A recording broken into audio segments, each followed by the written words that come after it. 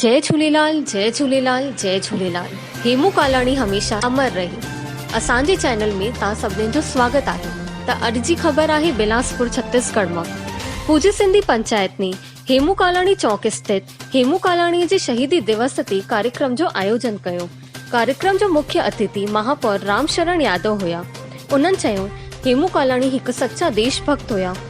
हुननि जी तरह अगरि असांजे सभिनीनि जे मन में राष्ट्र जे प्रति प्रेम जागृत थिए त असांजो राष्ट्र किथे खां किथे पहुची वञे। इन सां गॾु ई देश जी एकता कायम करण लाइ उन्हनि संदेश ॾिनो। उन खां पोइ श्रद्धा सुमन पुष्प अर्पित कया विया। हुननि अॻिते चयो कि किशोर अवस्था में ॿारनि खे पिज़्ज़ा ऐं बर्गर में व्यस्त थी विया आहिनि। उन्हनि खे असांजे सचे देशभक्त हेमू कालाणीअ जी परिचय ॾियण जी ज़रूरत आहे। हेमू कालाणीअ जे ॿुधाईंदे हुए मार्ग ते हलणो खपे।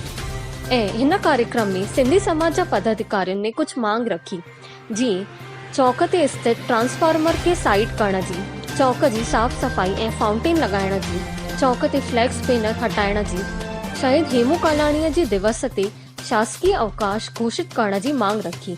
मेयर रामशरण यादव सभिनीनि मांगनि ते गौर करण जी ॻाल्हि कई। हिन कार्यक्रम में सिंधी समाज जा पदाधिकारी मंडल महासचिव ND बजाज, अध्यक्ष पूज्य सिंधी सेंट्रल पंचायत किशोर गेमनानी, संरक्षक पूज्य सिंधी पंचायत भक्त कंवरराम नगर बंसीलाल पंजवानी, अध्यक्ष हरीश भागवानी, प्रभाकर मोटवानी, अमर रूपानी सहित अन्य सदस्य मौजूद हुया। त हिन कड़ीअ में अॻिते हलंदे हुए मां तव्हां सभिनीनि जो प्रकाश असां जे शहीद हेमू कालाणीअ जे मथां विझंदमि।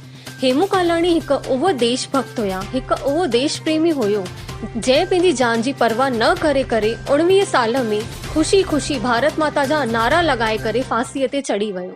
त अहिड़े सचे देशभक्त खे मुंहिंजो दिलि सां प्रणाम।